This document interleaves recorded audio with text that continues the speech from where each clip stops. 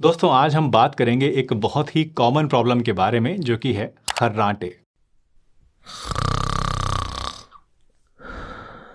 जी हाँ, स्नोरिंग के बारे में आज हम बात करेंगे। क्या आपको पता है दोस्तों कि दुनिया भर में लगभग 45% एडल्ट्स खर्राटे लेते हैं। वैसे स्नोरिंग सिर्फ आवाज़ ही नहीं है, ये हमारे शरीर के अंदर चल रही कुछ गड़बड़ियों का संकेत भी हो सकता है।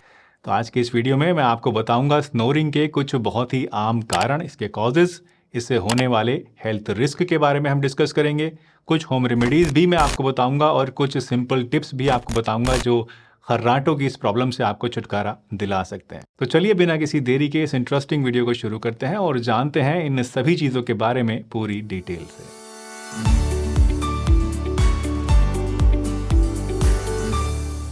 दोस्तों क्या आपको याद है जब आप छोटे थे और आपके दादाजी या आपकी दादी जी जो हैं वो सोने लग जाती थी तो उनके खर्राटों की आवाज़ से आपकी नींद खुल जाया करती थी।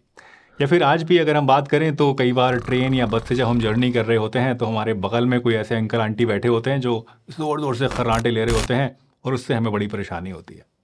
अक्सर लोग सोचते हैं कि खर्राटे सिर्फ आवाज़ की ही समस्या है, लेकिन असल में ये हमारे शरीर के अंदर की एक प्रोसेस होता है, उसका नतीजा होता है जिसकी वजह से ये आवाज़ आने लगती है।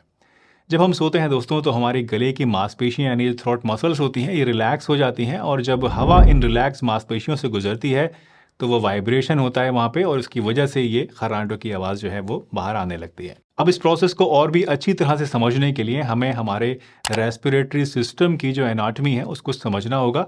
देखिए हमारा जो नाक है, हमारा गला है और हमारे फेफड़े जो हैं ये सब मिलके हवा को अंदर लेते हैं और फिर बाहर निकालते हैं।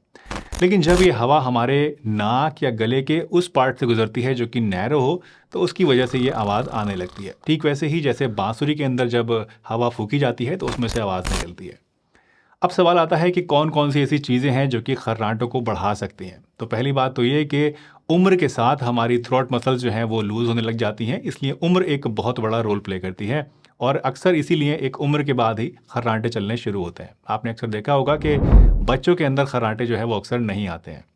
एज के अलावा शारीरिक बनावट पर भी खर्राटे डिपेंड करते हैं। कुछ लोगों के थ्रोट नेचुरली टाइट होते हैं जिससे कि उनके अंदर खर्राटे आने की संभावना जो है वो ज़्यादा होती है कंपैरेटिवली। लाइफस्टाइल भी एक बहुत ही बड़ा फैक्टर है, जैसे कि ज़्यादा शराब पीना या स्मोकिंग करना, ये दोनों ही ऐसी चीज़ें हैं जो गले की मसल्स पर सीधा असर डालती हैं जिससे खर्राटे आते हैं। लास्टली ओबेसिटी की अगर बात करें यानी जो लोग मोटे होते हैं तो ऐसे लोगों में भी जो खर्राटों की प्रॉब्लम है वो कंपैरेटिवली ज़्यादा होती है, क्योंकि ऐसे लोगों में थ्रोट के आसपास एक्स्ट्रा फैटी टिश्यूज़ होते हैं जो कि एयरवे को नैरो कर देते हैं और इसी वजह से जब वहाँ से हवा गुजरती है तो खर्राटों की आवाज़ आती है। एक और बहुत इंपॉर्टेंट बात जिसको अक्सर लोग नज़रअंदाज कर देते हैं वो ये कि स्लीप पोजीशन जो है आपकी वो भी आपके खर्राटों के ऊपर बहुत ज़्यादा असर डालती है। अक्सर पीठ के बल सोने से यानी एकदम सीधा सोने से खर्राटे ज़्यादा आते हैं, क्योंकि इस पोजीशन में क्या होता है कि जो टंग है और जो हमारा सॉफ्ट पैलेट है वो पीछे की तरफ चला जाता है, कोलैप्स हो जाता है, जिससे एयरवे ब्लॉक होता है और इसी वजह से खर्राटे ज़्यादा आते हैं। इसलिए अगर आपको खर्राटों की शिकायत है तो कोशिश कीजिए कि आप साइड पोजीशन में यानी करवट लेके सोया करें, तो इससे आपके खर्राटे थोड़े कम आएंगे। दोस्तों कभी कभी खर्राटे सिर्फ एक आवाज़ ही नहीं होते हैं बल्कि ये स्लीप एपनिया के संकेत भी हो सकते हैं। स्लीप एपनिया एक सीरियस प्रॉब्लम है जिसमें इंसान सोते समय बीच बीच में सांस लेना बंद कर देता है, भूल जाता है। इमेजिन कीजिए आपका शरीर पूरी नींद में है लेकिन अचानक आपकी सांस रुक जाती है। कितना खतरनाक सोचने से ही लगता है। ये ना ही सिर्फ आपकी नींद के ऊपर बल्कि आपके दिल और आपके दिमाग के ऊपर भी बहुत ही भारी असर डालता है। स्लीप एपनिया से जुड़ी हेल्थ इश्यूज़ के बारे में अगर बात करें तो इससे हार्ट प्रॉब्लम्स हो सकती हैं, हाई ब्लड प्रेशर हो सकता है और डे टाइम फैटिग जैसी प्रॉब्लम्स भी इसके अंदर शामिल हैं।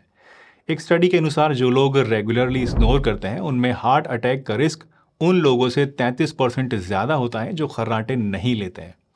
इन मेजर प्रॉब्लम्स के अलावा दोस्तों खर्राटे लेने से कुछ छोटी छोटी प्रॉब्लम्स भी हो सकती हैं, जैसे कि क्रोनिक हेडेक्स यानी बार बार होने वाला सर में दर्द। अक्सर सुबह जब सोकर उठते हैं तो सर में दर्द की शिकायत होती है।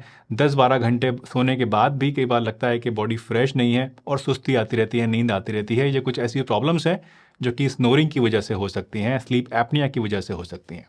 इसके अलावा अगर आपका पार्टनर भी आपके खर्राटों से डिस्टर्ब होता है तो ये एक अलग मुद्दा है, एक अलग साइड इफेक्ट है जो आपको देखने को मिल सकता है और ये आपके रिश्तों के ऊपर भी नेगेटिव इफेक्ट डाल सकता है। रिस्क जानने के बाद आइए अब बात करते हैं कुछ आसान घरेलू उपायों की और कुछ टिप्स की जो आपके खर्राटों को कम कर सकते हैं।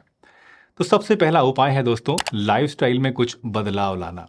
अगर आप ओवरवेट हैं तो वज़न कम करने के लिए आपको ज़रूर कोशिश करनी चाहिए, क्योंकि ज़्यादा वज़न की वजह से, जैसा मैंने आपको बताया, आपके गले के चारों तरफ एक्स्ट्रा टिश्यूज़ जमा हो जाते हैं जो एयरवे को ब्लॉक कर देते हैं और इसी वजह से आपको खर्राटे आते हैं। दूसरा उपाय है रेगुलर स्लीप पैटर्न्स, यानी कि हर दिन एक ही समय पर सोना और उठना आपके शरीर को अच्छी तरह से आराम देने में मदद करता है। इससे आपका जो नेचुरल स्लीप साइकिल है, यानी जो सर्केडियन रिदम होती है, वो ठीक रहती है और स्नोरिंग के चांसेस कम हो जाते हैं। तीसरा उपाय है दोस्तों स्लीपिंग पोजीशन। जैसे मैंने आपको अभी बताया था कि अगर आप पीठ के बल सोते हैं, बिल्कुल सीधा सोते हैं, तो इससे क्या होता है कि आपकी टंग और आपका जो सॉफ्ट पैलेट है वो पीछे गिर जाता है और इससे एयरवे ब्लॉक हो जाता है और स्नोरिंग होती है। इसलिए ट्राई कीजिए कि आप करवट लेकर सोया करें, इससे खर्राटे आपको कम आएंगे। इन सब बातों के अलावा दोस्तों, अगर आपको खर्राटे ज़्यादा आते हैं तो रात को सोते समय आपको भारी खाना और अल्कोहल का यूज़ करने से हमेशा बचना चाहिए, क्योंकि ये दोनों ही चीज़ें ऐसी हैं जो आपके थ्रोट मसल्स को रिलैक्स कर देती हैं, जिससे स्नोरिंग बढ़ जाती है।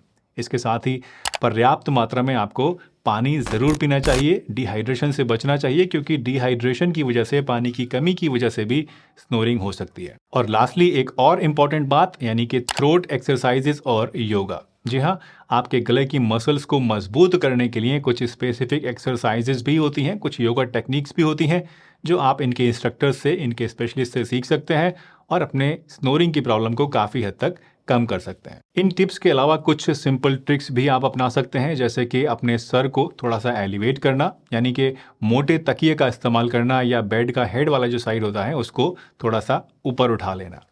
दूसरा, इसके अलावा आप ट्राई कर सकते हैं नेज़ल स्ट्रिप्स, जो कि एक तरह के छोटे छोटे स्ट्रिप्स होते हैं, एडेसिव स्ट्रिप्स होते हैं जो नाक के ऊपर चिपकाए जाते हैं और ये नाक को थोड़ा सा खुला रखते हैं सोते समय, जिसकी वजह से नाक से सांस आसानी से जाती है और स्नोरिंग कम हो जाती है। इसके अलावा तुलसी टी, अश्वगंधा पाउडर या फिर त्रिफला पाउडर को रेगुलर यूज़ करने से भी स्नोरिंग की प्रॉब्लम को काफ़ी हद तक कम किया जा सकता है। और सबसे आखिरी टिप दोस्तों, रेगुलर एक्सरसाइज। जैसा कि मैंने आपको बताया, एक्सरसाइज हमारी लाइफ की एक बहुत ही बेसिक चीज़ है जो हर एक चीज़ के ऊपर कुछ ना कुछ असर डालती है। तो अगर आप स्नोरिंग की प्रॉब्लम से परेशान हैं तो रेगुलर एक्सरसाइज करने से भी आपको इसमें काफ़ी ज़्यादा आराम मिल सकता है। तो रेगुलर एक्सरसाइज भी आपको ज़रूर करनी चाहिए। दोस्तों, अगर आप या आपके घर में कोई भी लगातार और ज़ोर ज़ोर से खर्राटे लेता है तो इसे आपको इग्नोर बिल्कुल भी नहीं करना चाहिए। यह आपकी ओवरऑल हेल्थ के लिए बहुत ही इंपॉर्टेंट है कि आप इस समस्या को पहचानें और इसके लिए ज़रूरी कदम उठाएं। अगर आपकी स्नोरिंग बहुत ज़ोर से है या आपको लगता है कि सोते सोते आपका बीच बीच में सांस रुक जाता है, सांस लेना बंद हो जाता है, तो ये स्लीप अपनिया भी हो सकता है। ऐसे में आपको अपने डॉक्टर से ज़रूर कंसल्ट करना चाहिए और इसका टेस्ट करा के इसका प्रॉपर ट्रीटमेंट भी लेना चाहिए। दोस्तों, मुझे उम्मीद है आज की ये वीडियो आपको ज़रूर पसंद आई होगी और इससे कुछ ना कुछ नया आपने ज़रूर सीखा होगा। अगर वीडियो अच्छी लगी हो तो लाइक ज़रूर कीजिए। चैनल पर नए हैं और इस तरह की वीडियोस आगे भी देखना चाहते हैं तो सब्सक्राइब भी कर लीजिए और वीडियो को सभी के साथ शेयर कीजिए। ख़ासतौर से अगर आपके घर परिवार में कोई ज़्यादा खर्राटे लेता है तो उसके साथ तो ज़रूर ही शेयर कीजिएगा। चलिए, इसी के साथ मुझे दीजिए इजाज़त। मैं आपसे फिर मिलूंगा इसी चैनल पर एक बढ़िया सी वीडियो में। तब तक के लिए ध्यान रखिए अपना, हंसते रहिए, मुस्कुराते रहिए, रोज़ कुछ ना कुछ नया सीखते रहिए ताकि आप रह सकें हेल्दी हमेशा।